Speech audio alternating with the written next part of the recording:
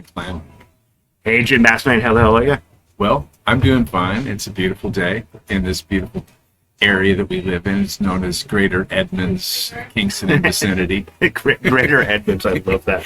We got a lot of water between us, and which is good. We got a little private moat. Yeah. And, we have our own public boat, and whatever we kind of do what we do within those contexts. I love it. So you are the first person to actually be like live, right? So normally I do these over Zoom or whatnot. And we have chosen to do this in a bar that's actually open. Yes, it is. So mercifully not terribly busy. No. But it's been well prepared. Yeah. Pre-trained. Pre-trained. Pre-lubricated. Exactly. Of course, it's only, 1 on a Tuesday, so. That's true. We'll see you're already drinking gin. I only drink no, coffee. vodka. Oh, it's vodka. Okay. And coffee. Usually gin with lime, but you like lime with vodka? Yeah. That's a good deal. Yeah, okay, cool. Vodka, sodas, lime. Yeah, that's a good deal. And I'm just drinking coffee. I'm going to probably have a scotch here in a minute, just in case we need a little bit extra, inspiration. No, absolutely. Like when I do these, like even via Zoom, I always have 3 things. I've got a huge glass of water. I've got a vodka soda, like as my backup, and always a cup of coffee. Right. Sounds good. Well, this is a time for coffee for me. I'm usually not a scotch hour, but I've kind of devoted this day to like kind of freewheeling, so I'm ready to go with whatever happens. Right. So what nobody knows is that I stupidly booked like 3 interviews like back to back. Okay. To back. And now they do know. Yeah, and at least one of those is going to fall by. Okay. Sorry, Dave. We'll get back to that eventually, but good. So I had technical issues when I first started out, and then when Jim came in, I had more technical issues and whatever. So hopefully we're fine now. We will play that by ear. I'm not exactly what you call a tech person. I'm sort of a person that's survived amazingly in a digital age and absolutely not very adept at tech stuff. So I just I do my thing and luckily, everything else is fairly user-friendly. Otherwise, I'm pretty well screwed. So, right. There you go. Well, I mean, you actually know the difference between the different microphones. Well, I know about boards because I've used those little suckers, and I've done. It's long gone are the days where you have to be a rock star, you have a full PA and roadies and a light setup and all that stuff. You just basically go into places with a little PA that's some powered speakers and one of those little kind of boxes like that, and then you do your show and you sort of get used to doing it, and you try to keep it as simple as possible. And luckily for me, I don't like a lot of effects on either my guitar or my vocals, so I like everything really dry and like to work with whatever's going on in the room. And I just get the sound I want and from my guitar amp and my guitar, and boom, that's it. That's kind of how I do it. I work with other people that have little effects and things like that. That's their business. But, I just basically try to keep it real simple so I can understand it. And also, it kind of works better in the long run because the more you kind of aim it to what the room is, the better it sounds. Like if you try to set up a sound that sounds good at Live Aid and then play it like at the, at the postage stamp punk bar, it's going to kind of sound bad. Right. It reminds me the last interview I did right before I chatted with you was Gary Lee Conner from Screaming Trees. And one of the things he talked about was when they were recording their first album, and it was Steve Fisk, right? And they were doing it in Ellensburg, and he saw a picture. Steve Fisk is a friend of my brother-in-law's, and I like Steve a lot. He's a wonderful human. Okay. And anyway, so Gary saw a picture of it 30 years later, and it's like a little 8-track. Right, a little 8-track recorder, and he's like, it's like he looked like he's got 2 hands on an iPad, right? Like in comparison to what how things are now. And we were talking about how expensive 8-tracks were in 1985. They were studios might have 16 or 24 tracks. It's super big. That was a big deal. Sure. Yeah, absolutely. I remember I had a 4-track. 4-tracks were around more the same common. time. Yeah, and it was. But those also kind of half the size of this table. Yeah, it was huge. I remember those. I've been through all this, and it was a lot of fun to play with. But those people who were on those 16 or 24 track boards were, they were gods. How can you possibly keep track of all of that, you know. And now you've got digital studios where they have like, you know, 128 tracks, Yeah. which is insane. Yeah, good. I don't even know what that is, but that's okay. Also, I have other people that are friends of mine that know how to operate that stuff. I just kind of show up with my song, which is a lot of work actually. Well, yeah, of course. And then with my guitar, and then I have ideas about what musicians to do on it, and then usually the engineer kind of tells me what is feasible or not, and then we kind of go. So I just realized we've talked for about 6 minutes now, and I haven't introduced you at all. Okay, go ahead and introduce me. Sorry, Jim. I'm fine with that. Part of it is Jim is an old friend of mine, so you know it's hard to understand that other people don't know, you know, who the hell he is. So Well, there's no friend like an old friend. that's exactly right. Literally and figuratively, right? Exactly. So Jim, I first met you in what, like 2005? I want to say 4 or 5, somewhere in there. It was probably right around there. Huh? Yeah.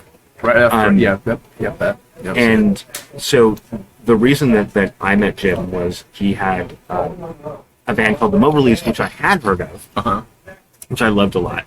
Cool. But you were then promoting the Jim Basnight thing, I want to say, at that point. That was probably then, but I was also a little bit earlier than that was the Jim Basnight thing. So I had a couple of other records and stuff. I'm not sure if it wasn't earlier than 2005. It might have been like 98 or 99, maybe. No.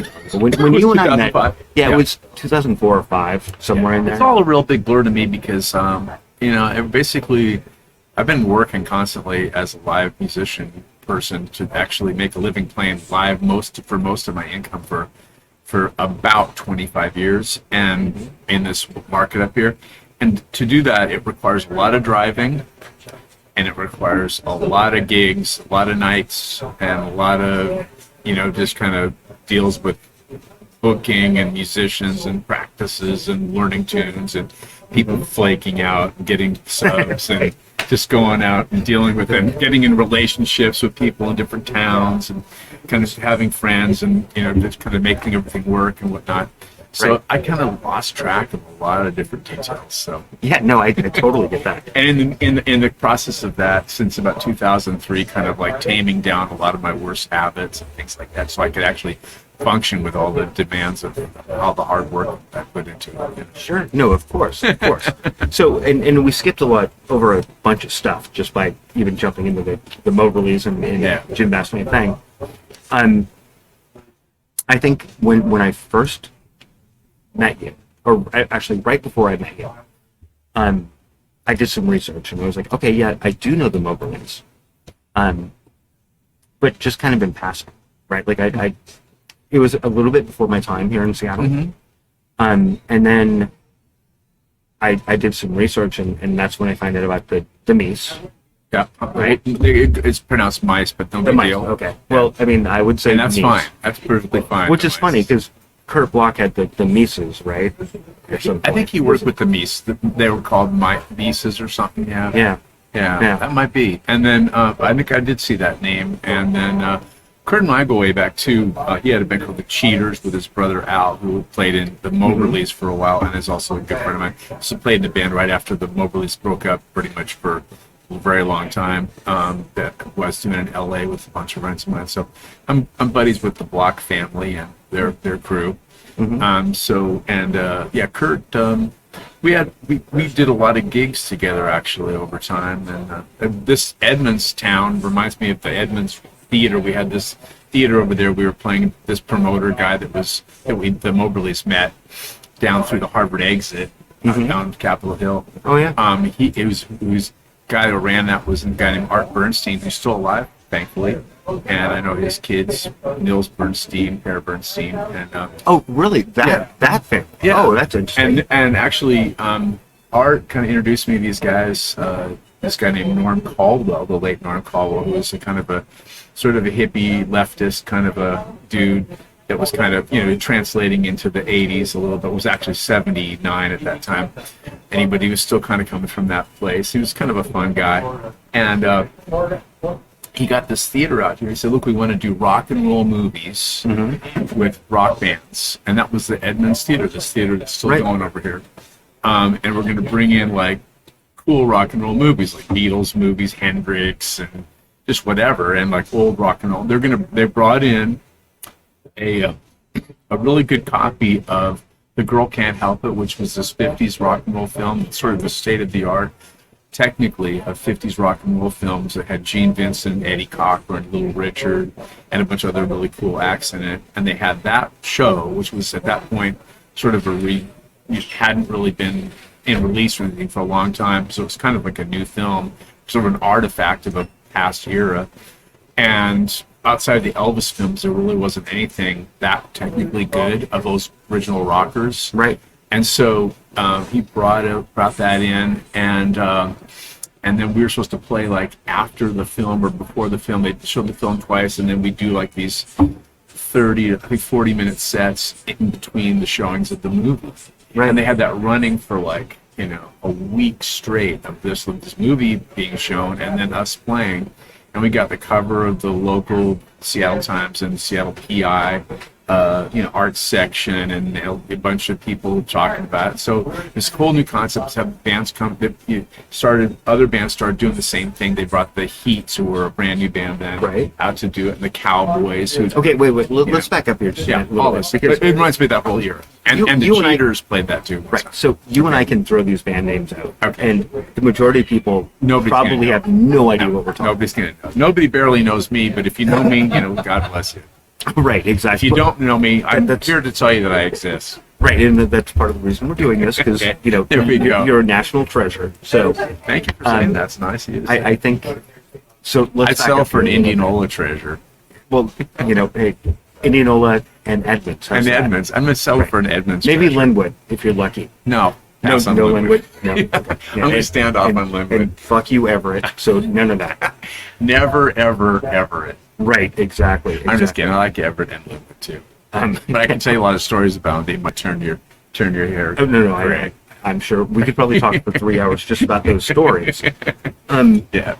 So backing up here a little bit. So first of all, Seattle, when you were first starting out, was, and people don't really recognize this, was very nascent, right? I guess that's probably the best word for it. That's a very good word, yeah. And it wasn't until a decade and a half after, basically, that people actually even gave a fuck about what anybody was saying in Seattle. That's right. So the example I give is I moved here in '85. Okay. And didn't really get into the music stuff here until '87, I would say. It's funny because you and I are buddies, but you moved here just as I moved away. I moved away with the Moberlys to LA in like, I would say April or something like that of '85. So when did you move here in '85? I want to say it was probably the summer of '85. Okay, so like right after we moved away. Yeah. I came and visited a few times and did gigs and stuff, but Moberlys were sort of not really a real regular local band after like, something like April. So what I was going to say is the first band I remember seeing, probably not the first band I did see, but the first band I remember seeing, was down at Seattle Center, whatever that outside. I thought you were going to say down at Max's. I was thinking it's Wayne County. No. Seattle Center, like right, where they did Pain in the Grass and all that stuff later. The what is that called? The Mural Theater, Mural Amphitheater. Yes. Yeah. And so the first band I saw was Variant Cause. Okay. And I, for like a year, thought this is what all Seattle bands sound like. Okay. Right? And I loved Variant Cause. Okay. They were funky and quirky, and it was like, I've never heard music like this before. Coming from like Northern Idaho, I was like, what is this? Right. And the megaphone, and all that fun stuff. And I've gigged Northern Idaho quite a bit, so I know what you're talking about. Right. So it took me about a year after seeing them, and I think that was probably late '86, I want to say, is when I saw them. So I was like, this is what all Seattle bands sound like. Right? They're quirky and poppy, and like, well, that's kind of interesting. Okay, not really my thing, but it's interesting. And then I forget the first band I actually listened to. It probably was Green River, but I'm not positive. It was somebody along those lines. Those guys when I was living in LA. Yeah, it was probably 80. I'm going to say probably late '86. Yeah. And I was like, what is this? Like, this is cool. Uh-huh. You know, like I like the poppy stuff a lot. I was but- real impressed by Green River. They came out and did a Dead Boys cover, so that endeared me to them. And also, they did Queen Bitch, I think, by Bowie. Bowie, oh one my of their God. one of their records. So I thought these guys are cool. I like these guys. Yeah. I think their cover of Queen Bitch is probably, and apologies to anybody from Green River, probably the best song they've ever done. Well, one thing I'm going to do, and I hope he hears this, because he's kind of a unique character, and I hope he takes this as a sense of humor thing. But Mark Arm came over and saw the Moberlys. He said he rode the bus all the way from Bellevue to see the Moberlys at the Edmonds Theater when we were playing there. Oh, that's awesome. And he came there, and he was a teenager, and he came up to me. This is 1979. I think he must have been a pretty young teenager. And he came up to me. I was like 21 or 22, probably 21, not 22 yet. Mm-hmm. And he might have been like 15 or 16. And he goes, I came all the way over here hoping to hear punk rock. And all I got, this is after the show, he comes up to me, he goes, and all I got was Last Night, and I go, well, that's cool. You got Last Night, and that's good. So obviously this is kind of a mouthy kid. That's cool. But he, obviously went on to do great stuff. So whatever. Yeah, he did. He did. So that's cool. But he obviously had a real agenda. Was a real believer in rock and roll. And Oh, yeah. I'm sorry he got the wrong impression with the Moberlys, but Well, I that's think, tough. Jim, let's talk about that. That's my tough luck. Let's talk about it. It's okay. Don't worry about it. Actually, I can help you. Nope. Okay. Well, you just went out of camera. But anyway, that was one thing about the Moberlys. Always with the police. That I think you're awesome. That I think is really awesome is that it's. I think a lot of people were very unclear as to what you were, right? Mm-hmm. So, like, Live in the Sun, for whatever reason, which it totally is not, is considered a punk single. Yeah. Which it's not at all. No. It's very much a 60s, like, dream pop with It's kind of an edge. hyper. It's kind of hyper, but it's not really punk so much. It's kind of more like a good example would be like Georgie Fame, kind of like just hyper pop with a lot of British influence. Mm-hmm.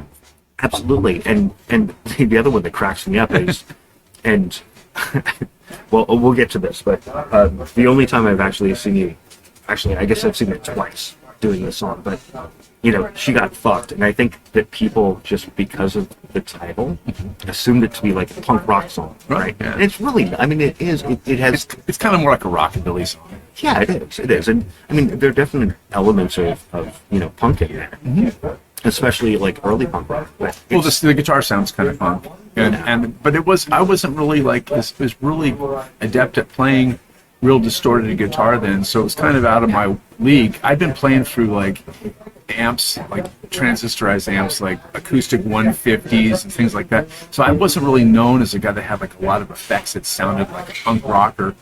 When Pam Lillig joined the Mice, she brought in that kind of sound, and we kind of sounded that way for the last few gigs we were together back in late '77, back when we opened for the Ramones and stuff, right? But my guitar sound I was real inspired by guys like Tom Verlaine and Lou Reed, that kind of stuff. I was really into the New York thing, and that kind of thing. So I was kind of doing my thing, and we were kind of a poppy sort of kind of band, the Mice. A lot of energy, quite a bit of punk influence, though. If you listen to that, not that anybody has, I'm the only one who really ever heard it, except for the other members.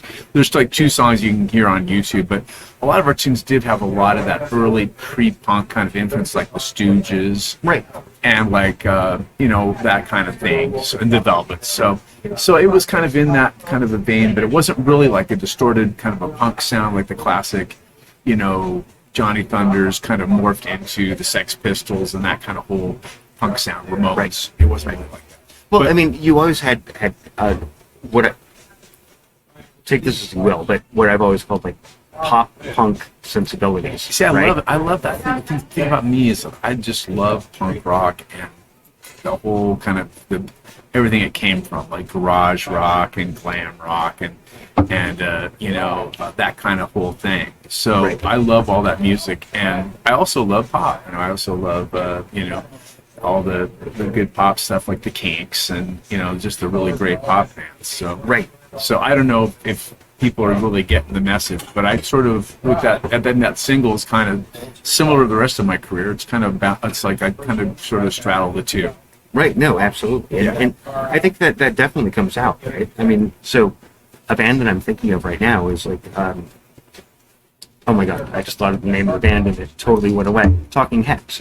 Talking Heads. Right. Okay. Which were about as far from punk, or Blondie for that matter. I mean, Blondie. about as far from punk as you could possibly get. Right. But they had a kernel, right? They had came, that punk they came ethos. from that scene. I mean, the Blondie, when the Stilettos used to play gigs with the Dolls, and they came from that whole scene, Glenn. Right.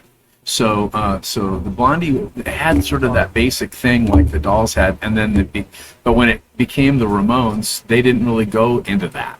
They stayed with sort of a rock and roll, basic pop influence, kind of more towards the girl group and sort of more pop side of the New York Dolls, as opposed to the really distorted, crazy, out of control side of the New York Dolls, like the Ramones sort of synthesized. So Blondie definitely came from a lot of those same influences. Oh, yeah. I remember seeing them when they played in Seattle the first time, and when they opened for Iggy Pop with David Bowie on keyboards, and that was a really fun show. And they came out to this apartment in Ballard the night before that show with Iggy, and I remember meeting Clem and Jimmy Destry, and I think a couple of the other guys, but those are the two guys I talked to, and they were doing some kind of jam that I kind of missed out on. I showed up a little late to the party, but Iggy got up and sang a bunch of songs and stuff with a bunch of friends of mine jamming and stuff. Wait, I'm sorry. What year are you talking? This is 77. Oh, Yeah. wow. Okay. Yeah, it's over in Ballard, this cool thing. They used to call it the telepathic apartments, and it was a band, the Telepaths, kind of practice there and stuff. Okay, now that's a great band. Like, we could probably talk a lot about them, Yeah, just sure. because they were The Telepaths. so and unique. The Feelings was another band that one of the guys who was Right. in the Telepaths formed with. Actually, one of the guys that I played with a lot, Jack Hannon, was in the Feelings too. So it was kind of those two bands that's kind of great. practiced there. Yeah, the late Greg Reagan, I don't know about Greg, but he was the lead singer of the Feelings, and so there was a couple of bands that were kind of contemporaries with the Mice, and Right. and I went there for this party, and Iggy showed up. I don't know how he got there, but I think he got there through some friends of mine, brought him there, and with him a few of the members of Blondie, and they were doing this jam thing I missed. But after that was over, they were just kind of hanging out. But I missed Iggy. He split like right as I got there, so I missed him. I mean, Yeah, well, but that's a typical I Iggy met Pop Iggy. move. I met Iggy, and I interviewed Iggy actually for my Sonny Boy Oh, that's book right. and documentary. Yeah, and I so- definitely want to talk about that. Well, stuff, yeah. too. So that's a whole other story. I just Yeah. it's normal with me Like I when I'm- said, 45 minutes is going to go by pretty fast, so we can do whatever we Oh want. no, 45 minutes is yeah. I'm trying to keep it concise. No, I mean, well, that's the whole thing, right? It's not one of my It's best like gifts. when I was talking with Brad Sensel, right? And we yeah. were talking about his career, and yours goes back almost exactly the same amount of time. Yeah, pretty much. I mean, I always consider him as older than me, Yeah. but he's not really. So that's You're right around the 1 or same 2 age. years, a couple of probably. years, yeah. Yeah. And we got through like an hour, give or take, and I was like, hey, I want to be respectful of your time, like, do you want to like wrap it up? And he's like, but I'm just getting started, and so Yeah. the whole thing is like, when you have a career that's that spans 45 years, like, how do you talk about it in like an hour, right? However, for this sake of people who are listening, Well, the good news is most of my stuff is pretty available on the net, so it's not that big of a mystery. You can find what I Right. do pretty well. no, absolutely. But I think like the history is kind of important too. So Just trying to lay out some guideposts here. yeah, exactly. So let's just step back just 1 second. Okay. So you did the Mice. Yeah, all You- 3 of them. No, just kidding. Yeah. Perfect. So and then you end up at some point opening for the Ramones. Yes. That was their first Seattle. That was their first Seattle date. It's probably the Right. first date by a touring punk rock band in Seattle. Right, and that I was think that's a legitimate state. the Olympic Hotel. Was that what It was what's now the Fairmont Olympic Hotel. That's right. Okay. So you do that, and was there anything between that and the Moberlys, or did you So kinda go right? I'll break that down as quick as I can. Right after the Mice opening for the Ramones at the Olympic. First of all, the Mice were one of the bands that played at the first do-it-yourself punk show on the West Coast. How about that first claim? According to a number of historians, not just me, and that was called the TNT show. That was at the Oddfellows Hall on Capitol Hill on Broadway there. Oh yeah, yeah. And it was the Tupperwares, which became the Screamers. Right. Of course. And then the Telepaths, which became the Blackouts and a bunch of other bands. Which eventually became Ministry, kind of. Exactly. Which very much became Ministry, exactly when you talk about Bill Rieflin, yeah. Right. And then from there, that was that show. That was on May 1st, 1976. And then we played a bunch of dates as the Mice, and then we kind of changed a couple of members, and then the last show we did was opening for the Ramones. That was on March 6, 1977. That's amazing. So within the year we did a lot, or less than a year we did a lot. And then right after that is when this Iggy Pop thing happened that I told you with Blondie. That was in early April of 77. And I went to that party, and that was literally the reason I wasn't at the party earlier is because I was getting ready to fly to New York to move to New York City. Oh, which I did. Okay, so I moved to New York City in 77, and I hung out there, and that's a whole lot of stories just right there. Yeah. I was there for 6 months, and then from there, I came back here and decided to put out a single really heavily inspired by what I'd seen in New York, because everybody was putting out these indie singles. There had already been a few before I went there, but then it was becoming a big deal around the country, and mostly in England and New York City. These punk bands putting out their own singles and kind of getting a buzz going through this kind of magazine-driven, not so much radio-driven sort of scene of punk rock, new bands. And so, especially in England, the media was more in support, and the business more supportive up there. But also in New York, bands were getting signed to like Sire Records and stuff, Right. So I was, ended doing that, and I put together the single, and with a bunch of local friends of mine, and that was that "Live in the Sun, She Got Fucked" single I told you. Right. And that was among, if not the first kind of punk do-it-yourself single in the Seattle scene. Along with a band called the Snots, which is kind of obscure, but a really good band. Actually, I've heard of, but they never have been able to find anything. They played on, a couple of them played on my single. And also Bill Rieflin, who was in the Telepath, so Right. also put out an early do-it-yourself single. They were one of the early bands. And I'm sorry, Jim, what year was She Got Fucked? 77. Okay. Yeah, well, it was recorded and it was pressed in 77, but it didn't actually come out until I think the first or second week of January of 78, but it says 77 on the label. Right. So all that, and then after that, I started putting together. I was, selling them in stores around Seattle, kind of walking around Seattle, putting them in stores and consigning them and all that stuff. Right. And then putting little posters on telephone poles about my single and blah blah blah, and kind of meeting people that were into music. And so through that whole experience, I played with a few different, prospective bands to get together, Jim Basnight bands or whatever, to back me with my new single and whatever. And a variety of different things happened. I played with the Mentors. The Mentors backed me up.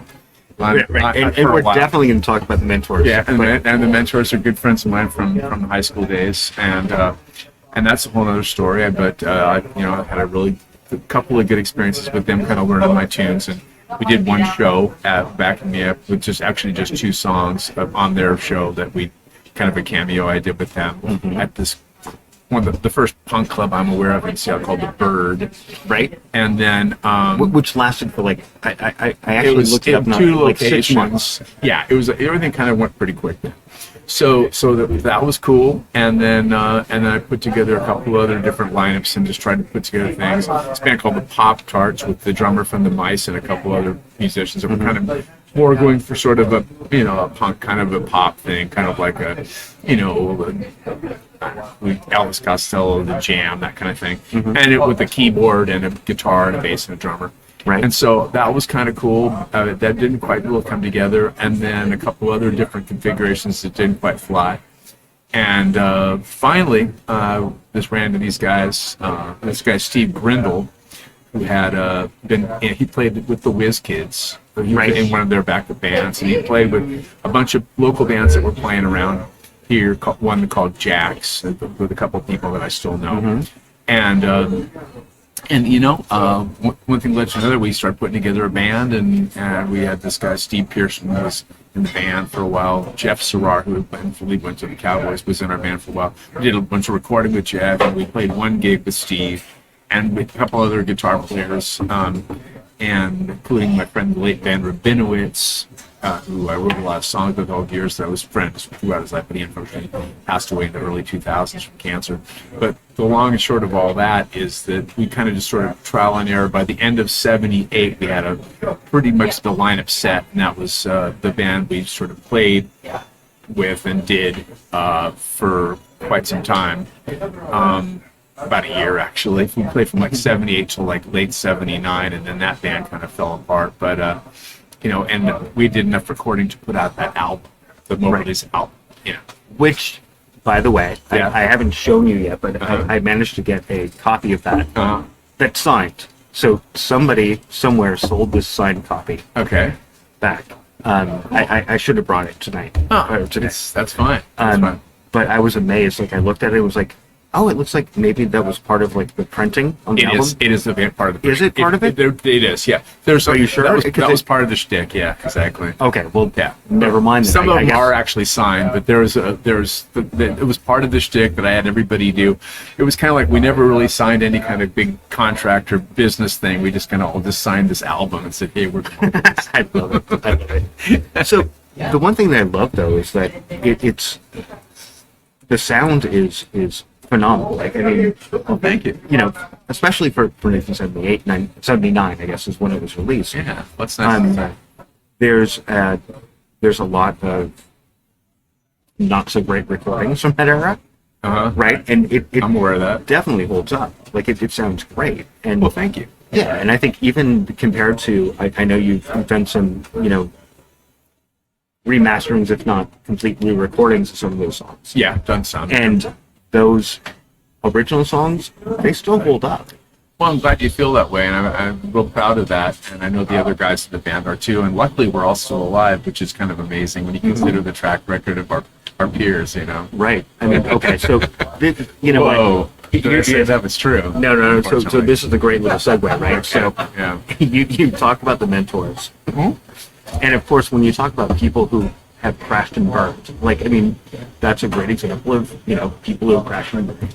It's a sad story because Eldon was a friend of mine. We actually played in a short-lived band with my friend Paul Hood, who was the bass player in the Mice, on guitar, and me and Eldon. And we found this goofy bass player, and I won't even mention his name because I don't want to think I'm talking about him. But we had this goofy bass player that was really into Black Oak, Arkansas, and that kind of music. And so we put this band together, and we were going to actually do a band. This is like way before the Mice, and so way before we ever started doing the kind of the glam rock thing even. It's kind of like probably right before the glam rock thing was kind of our priority. But Eldon was a very quiet, mild-mannered guy. He was just kind of a drummer and, just kind of a normal kid in high school. And so, but as punk rock kind of took hold, and especially that My She Got Fucked single, it was kind of inspiring to him, I think. And, well, I'd been performing that song prior in the Mice, so before the Metros got together, that had already been a part of our show. And so, Eldon goes, "Yeah, She Got Fucked, it's good." So he started coming out of his shell and really started. He was actually in Tupperwares, which was that band I mentioned. Right. That became the Screamers. Yeah. Right. And so he was just a good drummer, and they had a band called the Eldon Hope Band with my friend Van Rabinowitz that did like a lot of they were better musicians than me. They played like Jeff Beck songs and like blues kind of British blues kind of stuff. It was more sophisticated than what I was doing. They were like were accomplished musicians and that kind of shtick. You probably remember from high school the guys that were really good musicians. Right. Yeah, they were really good at it, and they played all that kind of fusion-y rock and all that stuff like that. And then all of a sudden, Eldon just got really clued in on doing these songs about Rape. he liked the songs about corn shucker and right. Secretary Hump, and there was all these great songs, and Natural Born Loser, and he just came out of his shell and was just freaking hilarious with that Black Hood thing and all that stuff. Right. And I just thought he was a phenomenal comedian. People thought this was serious. They go, "Oh no!" I remember I heard one story about him. My friend Ed took them up to Vancouver and played this punk club that was run by some lesbians, and they didn't really have the same sense of humor about it. No. And so one of them threw Eldon down a flight of stairs. Before they even had a chance to get out of there, you know. Yeah, which probably just made him more like, hey, I'm going to do this. Like, oh no, it's like going back and looking at. Have you seen the? I think it's Jenny Jones or one of those stupid shows he was on where they just ambushed him. Like, well, what are you talking about, rape rock? It's like, yeah. And you can tell, like, he's being sarcastic. Like, no, people just didn't understand Eldon. Eldon was just trying to be funny, and he was hilariously funny. I mean, the thing is, if you didn't get the joke, then the joke's on you. Right. You know what I'm saying? Right. But I mean, at some point, and I don't want to turn this into, a thing about Eldon at all. Yeah. I do find him fascinating because I didn't know a whole lot about the Mentors until in fact, I'm wearing Coven. Remember the band Coven from Motley Terrace? Absolutely. That was the first time I ever heard the Mentors. Yeah. Right. So at that point, they had kind of gone beyond that, and they were like, "Oh, we're gonna, we're part of like the metal crowd." Right. Which they weren't at all. Like their music is far from metal. They're also a parody of metal too. Yeah. Well, absolutely. But they would play with these bands that were, quasi metal bands, from wherever. And I remember looking the first time I saw the Mentors and thinking, what a bunch of sick fucks. Like, this is horrible. Right? And literally just like... Well, a lot of people took them seriously, unfortunately. But the thing is, I'm not trying to say anything bad about the lesbian lady that threw him down those stairs, because she has every right to do that if she wants to. And, I can understand why him coming out and talking that way and on stage and the kind of songs they did is kind of it's not a really good, calling card for a lot of people. Well, so, unless you really are clued into who they are and whatnot, it's probably not best to book them unless you're really willing to really explain that up front. That might have been not a great concept to book a band like that there. Yeah, I think, right. Hint, hint. And I think some of this too is, parody is really hard to understand, like you said, unless you know the people doing it. Yeah. And number two, like, you would have to believe there are people who do believe some of the things that he was saying. That's right. That became a problem later for those guys, because they were really people that thought, yes, knockout Phil's good idea. Exactly. And so, like, I think his own, like, hey, I'm going to make fun of this thing or whatever, like, it's funny.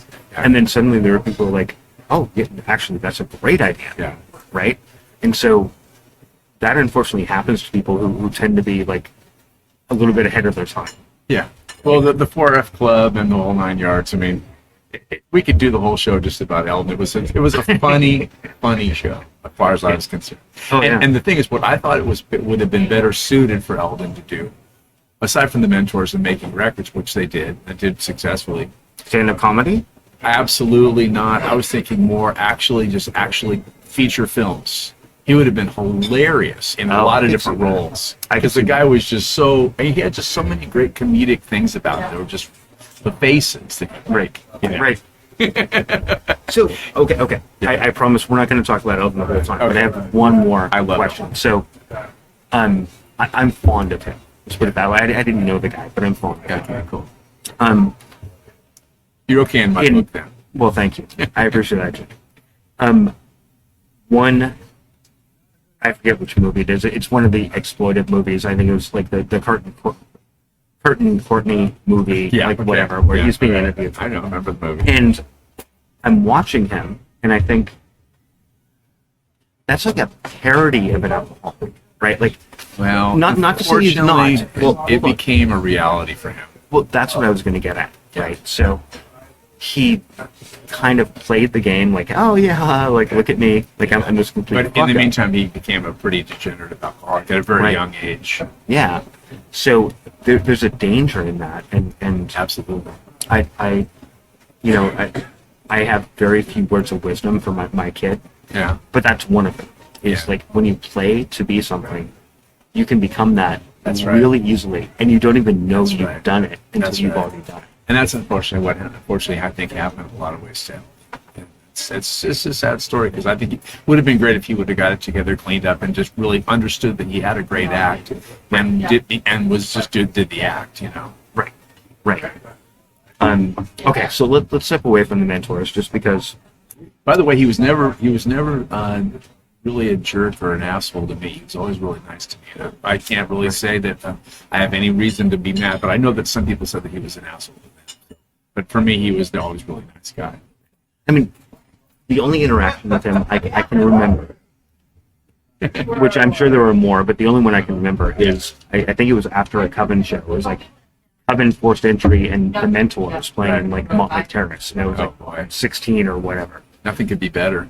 Actually, it was a lot of fun. But a friend of mine was in one of the opening bands and went backstage, right? Like literally behind the stage. Yeah. And Eldrin said something to some girl who was probably, I don't know, she was probably like 15, 16, but like things were different back then. And he said something like, "Hey, babe, do you want to blow me?" And she said no. And he's like, okay. And turned back around to his beer. Like, you know, I mean, he wasn't. That's Elvis. He basically just said it to get a shock value, and then that was it. Like, okay, well, fuck it, I'm done with that. Right? But it was only when I got a little bit older, Jim, that I realized that they were not part of that metal. Like, this is hard to explain. I didn't realize they weren't part of kind of that like metal scene. Because Really I'd never gone back and listened They're on to some of Metal these Blade early- Records. Right, and that was about it. Yeah. That was the only reason. Yeah. Well, they were more sophisticated than just metal. Those guys were musically sophisticated. And if you talk to, you know, Steve Roy, you know, I don't know what you know him by, the bass player. He can talk about, you know, like, you know, Motown and Phil Spector and all that kind of stuff. He's like really a learned musical guy. He can talk a lot about all the British rock and all that. But he also just gets a big kick out of just silly metal bands too. You know. Right. Yeah. There's nothing wrong with that. Like, Exactly. Silly I like music. silly metal bands too. hey, I like silly bands. Period. Like, I mean, they might be Not fun. giants. If it's not fun, I don't know what the point is. I mean, sometimes it's fun. Sometimes stuff that's not fun is actually worthwhile too. But fun is good. Yeah. No, I totally agree. Yeah. Try to make it really tight. So after opening for the Ramones, sorry, we're backtracking here. Okay, good. That's fine. You decided to move to Manhattan. So That's right. What happened there? Well, really, I'll just break it down really quick. I moved to New York City, and Joey Ramone, the late Joey Ramone, and the guys in Ramones really liked the mice, and they said, "Look, you should go to New York City. This is where it's going on, and people would love you there." And of course, I've been reading about that in these magazines for a few years, and I was excited to hear that. It's kind of, acknowledging what I was doing, and thought this is a great opportunity. I should go there, and I went there, and toughed it out for a while. Didn't really ever play any gigs, but those guys helped me get into clubs, and I sort of introduced myself to different people and met quite a few people while I was there, among whom one couple from France, Lizzie Mercier Duclos, and her boyfriend, Michel Esteban, had a nice loft, and they let me stay there for a couple of months there. And I met a lot of people through them, like Richard Hell and Patti Smith and a bunch of other folks like that. Wait, and then you were at Ground Zero, right? I mean, like, you were basically at Ground Zero. They were these people from France that were kind of running this sort of I guess they were trying to get in on the scene and kind of do things like a magazine in France or something like that. But they were just basically hanging out there, taking pictures and doing interviews and doing films even of some of the bands and some of the people. So I was hanging out with them, and I was hanging out with Arturo, who was the road manager, late Arturo Vega, right? And he kind of, liked me and said, I could stay with him after I kind of ran into some trouble with this hotel I was living at up on the Upper West Side, which was just a bad scene. Wait, where on the Upper West Side? Well, it was called the Hotel Opera. It was on 79th and Broadway, and it was a cheap flea bag hotel. If you've ever listened to Lou Reed, like the kind of just hotel rooms he describes some of his songs, it was definitely like that. Right. So it was rough. The reason I'm asking is one of my favorite bars when I lived on the Upper West Side was on 79th and Broadway, called the Dublin House, which I know has been there for I remember It's that. I remember right, that. right at the subway. I remember Right that. there. I wasn't really into hanging out at those kind of bars when I was there. I was into hanging out like the bars where like all the cool people were, like CBGBs and Maxes. And stuff. Right. And those kind of clubs like that, the clubs and stuff down Lower Manhattan. But so I just basically had got a job at a record store in Times Square called Colony Records, and I was living in the Hotel Opera, and I had a couple of rough run-ins with some of the people in that hotel, and got ripped off and things like that. And so I was and then I lost my job at Colony Records. Oh no. And so I was kind of hurting, and so Arturo kind of felt sorry for me. The Ramones were on the road, and he was like, "Yeah, come on, you can stay in me and Joey's lot." And Arturo had this girlfriend that he met in Seattle, actually, named Tammy, and she was staying in his bed, and I was staying in Joey's bedroom when those guys were on the road. They were on the road constantly, so I was basically there. They stayed there for, I think, pretty cheap. I don't know how much it was. So give them $100 or whatever for a month or whatever. So basically, I was hanging around there, and CBGB's was right around the corner, right? And Max's was, quite a ways, about a mile north on Broadway there. So it was basically a really cool scene. I was kind of hanging out, going to clubs at night and meeting people, and I saw a lot of great shows. Mm-hmm. And he got me where I get into CBGBs for free. I never got into Max's for free, but when I went there, I usually went with someone like Marty Thau, the late Marty Thau. Oh wow! Who was the original manager of the Dolls. He took me there to Max's a few times, and so did Lizzie and those guys. So basically, I was seeing all these cool bands and all these cool shows, and that was really a great influence. I was kind of hanging out at the record stores in New York too, and kind of seeing what was going on. Mm-hmm. And so when that kind of eventually, I sort of ran out of money and luck, as it were, and came back to Seattle on a Greyhound bus. Drove all the way across the wow. Yeah, and so from that whole experience, like I said, I came back to some of the bands I saw in New York is amazing. The Heartbreakers, obviously the big names like the Ramones, Blondie, and Television, but I saw a million other bands. Wait. Didn't you do something with the Heartbreakers at one point? Well, that was later. Oh, okay. Yeah. And then so I went back to Seattle, like I said, the Moberlys thing and all this, put out the She Got Buck single and put out the Moberlys album. Then after the Moberlys album came out, I got in a local band in Seattle and played around and saved quite a bit of money doing kind of a half cover, half original act, which was kind of popular at the time. The Heats were doing that and stuff. Mm-hmm. If anybody knows the Heats, they were a really popular band in Seattle in the late 70s, early 80s. So, so then I saved enough money to move back to New York, which I did in October of 80. Oh, okay. Okay, so I was there from October of 80 until like early 84, like January 84, something like that. I was in New York City.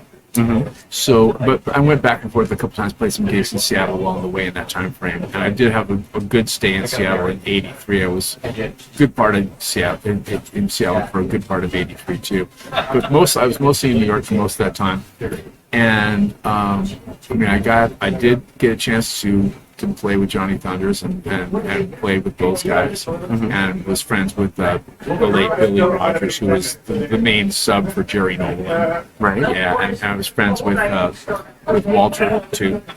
Became good buddies. We used to go see Walter play, and he and I became friends, and have stayed in touch really pretty much till the end of his life. Yeah, that was a sad one for me. Like, he's Walter a was great just, guy. I mean, he was such a nice guy. He was a really nice guy and sharp-witted too. Not boring. Right. And he meant well, but he got out of it really and became a bond broker, and was making good money in the securities business, and so he had a whole other life aside from the Heartbreakers. But you could tell he loved playing music.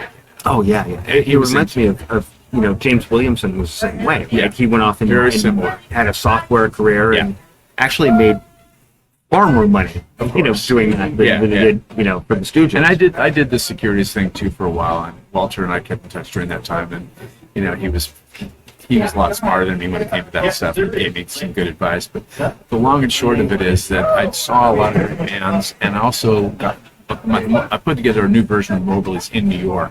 Bands from guys from there. Oh, perfect. And then eventually a couple guys from Seattle came out there and played with me there under that when I was kind of hurting for finding a drummer. Dave Drury, the late Dave Drury, came out and played for a while, and then Al Block, also who I mentioned, came out there for a while and stuff. And then we had this Moberlys band going back there, and did a bunch of recording and stuff like that, and actually came real close to getting signed a couple of different times. But it kind of didn't happen for whatever reason, and I think part of it was that I just didn't have the patience to really put down roots there, and because I sort of saw the scene in New York changing at that time. It's kind of complicated, but I saw the scene in New York really changing away from rock and roll. Right. It was became much more like a Madonna dance pop kind of thing, and then Absolutely. and then a rap thing. The rap thing was really blowing up, and I really liked the rap thing, but I really wasn't doing it. So I figured the rock and roll thing, I was better off back on the West Coast. So I moved back to Seattle. But yeah, like I said, I played with Johnny Thunders, did a couple things with him, played with Alan Vega's girlfriend at that time, who actually was also David Johansen's girlfriend. and There's a lot of yeah, I mean, I don't know how to characterize her, but she was a wonderful gal. I hope she hears this because she's one of the loves of my life. But basically, she and I got together and got married later when I was living in LA. And her name was Ann DeLeon. Yeah. And De Leonovitz. And she introduced me to a lot of people and was very generous with her time with helping me sort of make connections in New York and stuff like that. And she was a very nice person. I played in her band. Alan actually introduced me to her, and she was when they were together and everything. And Marty Thau was also a lot of friends with them. I sort of knew both of them through Marty Thau. And so I played with her, and we did a bunch of gigs. We opened for Billy Idol, and we played with a bunch of other cool bands. I played with the Smithereens, did a couple of gigs opening for them and doing stuff with them, and I played with the Romantics. That was a really big gig I did. Played at this really big show. That was the Moberlys opening up for the Romantics, and that was a big show for us. And it was in like a big, huge theater, about a 5,000 seat theater called the Savoy. It was like yeah. And then I just did a bunch of gigs. Played a lot of the New York clubs. Played most of the New York clubs actually. Right. So, I mean, you have this incredibly interesting history, right? And we're only just barely scratching the surface. I played guitar with Johnny Thunders, like I said. I played bass with him, and I also one time we got together and on acoustic guitars, and I just sort of backed him up while he played a few songs. And I knew a lot of them already, but a few of them I didn't know, and we just kind of jammed one day. But and I played bass a little bit with him too, and that was really fun. Like I said, so dream come true, I guess. I mean, he's one of those mythological figures, right? And obviously, I didn't meet him because, well, I was just graduating from high school when he died, right? He died in 90, right? He died in 91. 91, yeah. Okay, so I was still very young. And in fact, he was only like 38 or 9. Yeah, he was very young. Yeah. Very young. Yeah. And again, like he became this like mythological figure. Yeah, he's still becoming that. He's still actually really growing in popularity, believe it or not. He is. Especially with the internet, people are going, "Who's this cool guy?" Right. He was so ostracized by the music business. He just got no breaks. Right. Because everyone's like, "He's a junkie." Well, yeah, but so is Steven Tyler. Oh yeah, and so is So there was a lot of junkies. Junkiedom is extraordinarily calming. Yeah, right. But he just didn't play the game the way that the Bizzers wanted to. Right. Right. He was kind of a little bit too much for them. I mean, one thing that I found really interesting is I want to say it was in Please Kill Me, and it was like because it basically ends with his death, right? I mean, so it's the history from basically Velvet Underground up until his Johnny death. died. Yeah. And one of the last scenes is, I forget who it was. I'm not even going to say it because I'm sure I'm going to be wrong, but somebody saw him at, one of the clubs, and I think it was Max's, but I'm not positive. So it was like the beginning of the death of Max's and the beginning of the death of Johnny, right? So it's like late 80s. Mm-hmm. And whoever's being interviewed says, I remember seeing Johnny, and he was literally, the lines is, he was fucking green. He really had a lot of health issues, and that's That's just a fact. A lot of great people though die at that age when they use those kind of drugs. I mean, Right. Lenny Bruce is a legend, and he died at the same exact age. And I think there's some real parallels between those two. He was Yeah. like Lenny Bruce sort of was to modern comedy, like post hippie comedy, to what Johnny Thunders was kind of the postmodern rock, Right. because like everybody was influenced by Johnny Thunders, even though, whether they admit it or not. I mean, Guns N' Roses, absolutely. all those glam bands, Motley Crue, all that stuff in the 80s. And then all the punk bands too, the Ramones, obviously, Billy Idol, Generation X, The Clash, all those bands heavily influenced by his stuff. Right. Well, it's funny because I've had this sort of conversation with people in the past a lot. And, I've always said, like, there is a definite lineage between New York Dolls and Motley Crue. Absolutely. And people get very upset. Like, they get really upset when you say that. They think he wasn't metal, but it's still, all those labels don't mean anything. No, It's they all don't. just rock and roll. And plus, the first Motley Crue album Was rock and roll. It was a punk rock album, man. Totally. I mean, seriously. Yeah, totally. Yeah. The First the four, quote, really. yeah. The quote metal thing kind of came later. Even and it punk was, rock is just kind of a ridiculous, classification. It's still just rock. Yeah, absolutely. Yeah. Every generation wants to think what they're doing is new. Like grunge. Oh, we're grunge. Or we're alternative. We're alternative to what? It's Right. Exactly. It's rock and roll. Alternative is the one that makes me crazy. Yeah, I hate Right. that. I love Especially- I love the music industry expressions like alternative grungers. It's like it just becomes ridiculous. Well, so Spotify now has, last time I counted, Yeah. over 200 genres. It's like, I don't even know what many of them mean. I mean, like, Well, this Sonny Boy thing is really opened my eyes to what really happened here. This music business is really not that old, and if you look at world history, it's about 100 years old of recorded blues-based music. And they started with electric guitars really in the late 30s with the very earliest recorded electric guitars playing anything. Really playing blues, not even until really the 40s. And the key thing is, all this stuff comes from that. It's all in that classification. It's not classical music. It's not folk music. It's just this kind of electric blues-based noise that is rock and roll. And you can add a lot of things to it. You can get a freaking cod piece. You can, spread it all over the stage with all kinds of lighting and fancy gear, and do all kinds of dynamics and different kind of instruments and pretensions and operas and everything else. But it's just rock and roll, and it's just kind of and every time it gets too complicated, it always comes back to basic, simple stuff that people crave, and then it rebirths from there. one of my favorite stories is Blackie Lawless, right? Who was His name just came up the other day. A friend of mine in L.A., this gal said she used to be his girlfriend. He was kind of an interesting story. It's totally an interesting Yeah. story. I mean, so he did two different things. He I forget what exactly he did, but he did something with Jimi Hendrix, like when he was like a Unbelievable. young teen. Really? Um, I didn't know that. And That's a then cool he was a story. guitar tech for like 2 or 3 weeks for the New York Dolls, like something like that, right? So he's got this really interesting lineage. He was with the New York Dolls. He went. They flew him out to when Johnny Thunders and Jerry Nolan quit. They flew him out, and I don't remember who played drums, but some guy from New York, I think. But I remember it was that guy, the guy from that band Pure Hell, I think maybe. Spider played drums. Anyway, he went out flew out to Florida and played the remainder of their gigs they had booked down there. Oh, wow. Okay. So again, this is one of those apocryphal When he was sort of Blackie stories. Guzman. You know, and his whole thing was, and the reason I love, right, and love him, again, sort of like the Mentors. He's kind of a caricature of himself, I'd say so. but he does it If really, you take really, him seriously, really you got to be kind of maybe need some therapy. well. Oh, first of all, he is a devout Christian, number one. Yeah, So there's that. Yeah. Yeah, I didn't know that until a few years Well, that ago. happens in life because eventually it's either that or you kill yourself for some people. Not for all, luckily. Exactly. You know, some people can do things and not become heavily religious in order to overcome some of their problems. But, when you act like Johnny Thunders did, he'll kill you.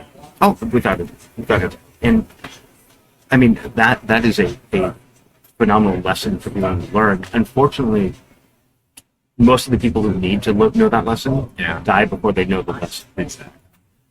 I think it's Well, like, whatever makes you live longer is a good thing for me. So if it's Christianity or whatever, or Buddhism or whatever, more power to you. yeah, no, and I'm totally with that. My comment about Blackie was not kind of a haha, he's a Christian. It was more of, there's an irony there. It's sort of like Alice Cooper, right? I mean, Alice Cooper's the same way. He's extraordinarily conservative, diehard born again. He's conservative. I don't know much about his politics. He's probably a heavy duty. He was totally a Trumper. Totally a Trumper. Okay. But for whatever reason, I love his music though. Me too. And for whatever reason, he was able to get past that, whereas a lot of musicians weren't. And I mean, part of it. And the thing is, let's be honest. I can totally get past all that political stuff. If someone has good music, it doesn't matter to me. Some people just, this guy's, the Republican. I can't. Well, no, it's music. Like Elvis. Oh, he was a racist. Well, he had good songs, and he was a good singer, a great singer. So whatever you do, it's nice when you can just judge people on what they do and not get into I mean, at one point you sort of want to hold the plug on guys like Gary Glitter, who's a pedophile, of course, and that became hard to like him after that. But you can still like the songs, that's my great songs. Yeah. Well, actually, it's my generation knows two: rock and roll too. Right. Exactly. Well, you missed out on the glam era, to some degree because you're so much younger than me. But he had a bunch of great songs. Obviously, "Do You Want to Touch Me" or whatever. Oh, that's right. That's right. Of course. But he had a bunch more. Which is strangely and kind of sadly ironic. Yeah.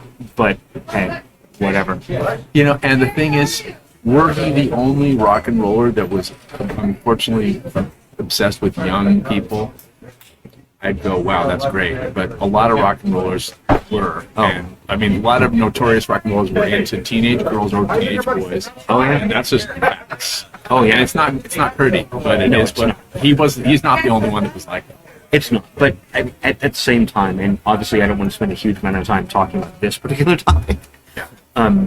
But in the early, actually 80s, I would say even into the maybe very early part of the 90s, it wasn't uncommon to have like a 21-year-old boy and like a 17, 16-year-old girl. It was much less common today. Yeah, and so whether that was correct or not, those are who knows? But possibly unhealthy relationships. Oh, sure, but I'm sure, but not necessarily always. Sometimes someone who's of legal age, like 16, can have a good relationship with someone who's 30. It's possible.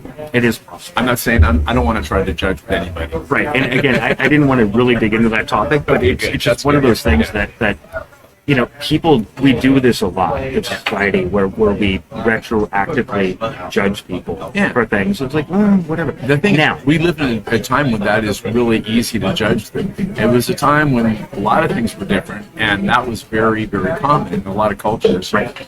Somebody young, they hook him up with some young boy, they hook him up with the older woman, and blah, blah, all that kind of stuff. Yeah, absolutely.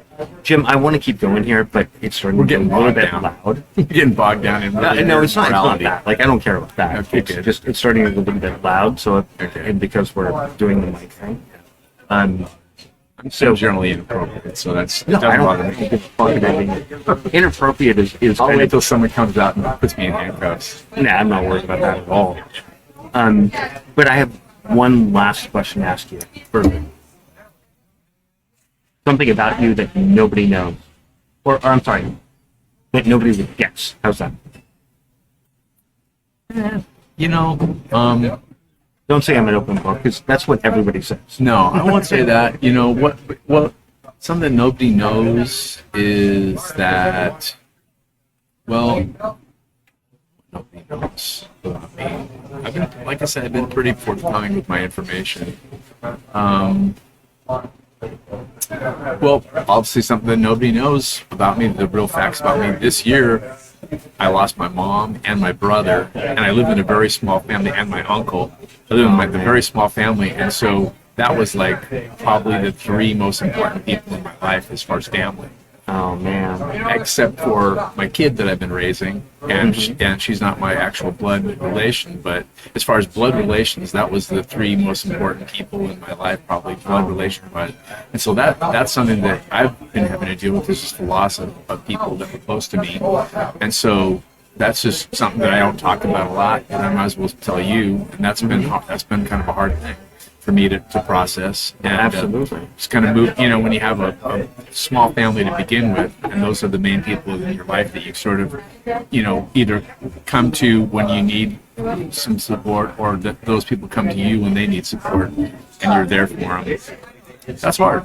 Well, without a doubt. So I have one last question I'd like. So I don't know. That's maybe bringing you too far down. It's not entertaining. No. I mean, that's So I'm that's processing what it's- that loss right now. That's what I'm doing. Yeah, no, absolutely.